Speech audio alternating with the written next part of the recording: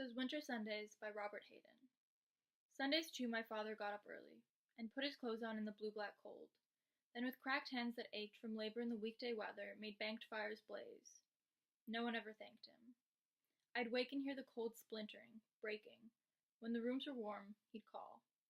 And slowly I would rise and dress, fearing the chronic angers of that house, speaking indifferently to him, who had driven out the cold and polished my good shoes as well.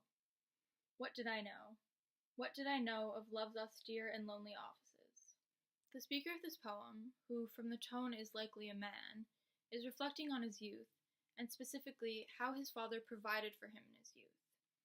While he didn't realize it at the time, his father did a lot for him that went unacknowledged and unappreciated. The speaker is now looking back at this and realizing that, and now that he's experienced life, he wants to acknowledge what his father did and in turn thank him without coming right out and saying those words. What makes it really clear that this poem is the speaker's way of acknowledging and thanking his father is the form. So while it's not exactly a sonnet, as it doesn't have many of the qualities of a sonnet, it doesn't have 10 syllables each line, it doesn't follow any specific rhyme scheme. It does have 14 lines, and in the last 2 lines there's a sort of turn. Though not very drastic, the last 2 lines allow the reader to realize that the speaker feels guilt for not having acknowledged his father's actions. In the second to last line he says, "What did I know? What did I know?"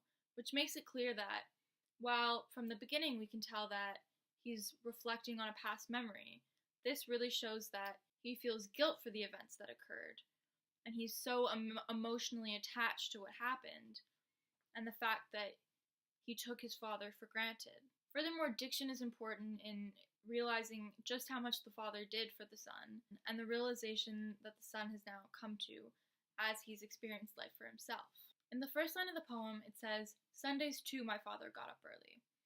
The insertion of the small word "too" makes it clear that it wasn't just Sundays that the father got up early to provide for his son, but most other days too, making it clear that the father was working extremely hard to provide for his son. In the first line of the last stanza, the speaker says, "speaking indifferently to him." The word indifferently makes it clear that the speaker did not acknowledge what his father was doing. He didn't acknowledge the fact that on a Sunday, a day of rest, his father was waking up early, letting him sleep in, warming the house, and furthermore, as he says 2 lines later, polishing his shoes as well. He noticed these things, but he didn't connect it to his father's hard work. Finally, the speaker's description of love as austere and lonely emphasizes the fact that now that he's experienced his own life, he understands how harsh love can be and how lonely it can be. And furthermore, despite this loneliness, and the loneliness that his father likely felt, especially in not being acknowledged for his hard work, it is clear that his father was providing for him and helping him, not in return for anything, not even in return for being acknowledged or thanked, but out of pure selfless and unconditional love. Finally, the repetition of the "ka" sound throughout the poem. For instance, blue-black, cold, cracked, ached, weekday, thanked. These "ka" sounds almost mimic the sound of the crackling fire that is being made by the father to warm the house, which really brings the reader further into the experience of the poem and allows them to be there not only in what they're reading, but in what they're hearing. So it really immerses the reader and allows them to connect to it on an even more extreme level.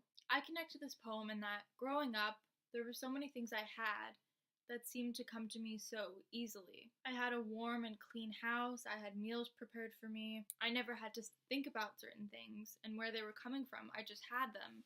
And I never thanked anyone for that because I didn't realize that it was a result of my parents' hard work. And only now that I'm older, I see that a lot more went into the things I had than I realized. I have so much to be thankful for my parents that I didn't realize growing up. And while I didn't acknowledge what my parents were doing for me when I was younger, they did it nonetheless out of their unconditional love. And now looking back, I realize that I took it for granted. I took them for granted. Now I see that I have a lot to be thankful for. So again, Those Winter Sundays by Robert Hayden.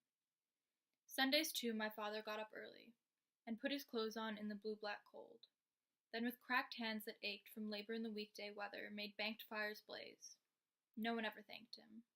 I'd wake and hear the cold splintering, breaking.